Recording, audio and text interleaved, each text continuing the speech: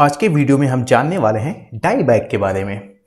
तो अब हम आगे बढ़ते हैं और समझते हैं कि ये डाई बैग क्या होता है। और यह एक इन्वायरमेंट का बहुत ही इंपॉर्टेंट कॉन्सेप्ट है जिस पर्पस ने अभी तक तो नहीं पूछे गए हैं लेकिन आगे पूछे जा सकते हैं। तो चलिए, डाई बैग क्या होता है। ये आप पेड़ देख रहे हैं ना, तो देखो ये सूखा सूखा नज़र आ रहा है। तो क्या ये खत्म हो चुका है, मर चुका है? ज़रूरी नहीं है, ठीक है ना। यानी पत्तियाँ गिरी फिर सूखता चला जा रहा है, लेकिन हो सकता है अब इसकी जड़ें जिंदा हों, ठीक है।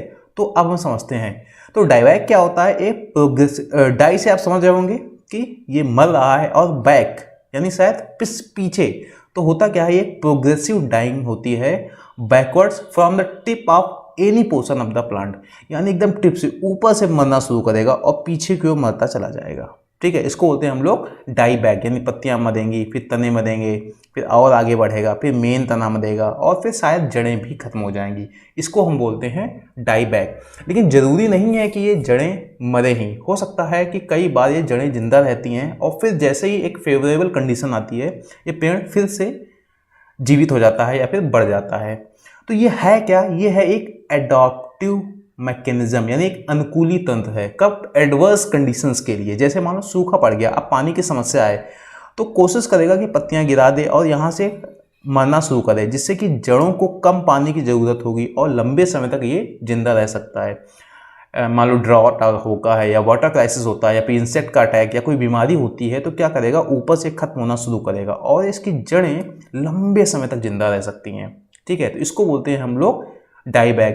लेकिन ज़रूरी नहीं है कि इसमें जड़ें जिंदा ही रहेंगी। मोस्ट ऑफ द केसेस में जड़ें जिंदा रहती हैं और जैसे ही फेवरेबल कंडीशन आती है ये पेड़ फिर से बढ़ने लगता है।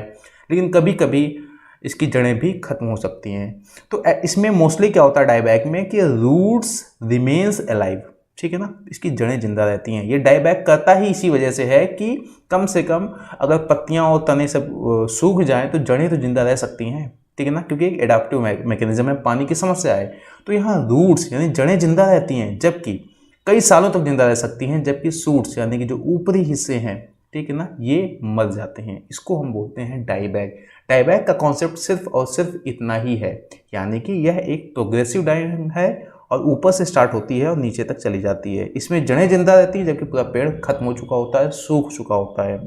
ऐसा इसलिए होता है कि किसी भी एडवर्स कंडीशन से खुद को सर्वाइव करने के लिए अगर ये ऊपर से मरना नहीं शुरू करेगा और सूखा मान लो पड़ा हुआ है उस क्षेत्र में, तो उसको ज़्यादा से ज़्यादा पानी चाहिए होगा और ज़्यादा से ज़्यादा पानी यहाँ मिल नहीं पाएगा। लेकिन यहाँ पे वाष्पोत्सर्जन हो रहा होगा, ट्रांसपायरेशन हो रहा होगा, तो जिससे ये हो सकता है कि पूरा पेड़ ही मर जाए। इससे अच्छा क्या है, ये पेड़ क्या करेगा, अपनी पत्तियाँ गिरा देगा, ये तने सूख जाएंगे और जड़ें जिंदा रहेगी।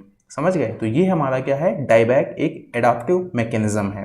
ये कहाँ देखने को मिलता है, जरा ये देख लेते हैं। लाल चंदन का पेड़, तो चंदन का पेड़ है ना, रेड सैंडल्स ट्री, यहाँ पे ये देखने को मिलेगा। और सिल्क कॉटन ट्री यहाँ भी देखने को मिलता है। इसके अलावा बहुत सारी स्पीसीज होती हैं जहाँ पे ये चीज़ आपको देखने को मिलेगी।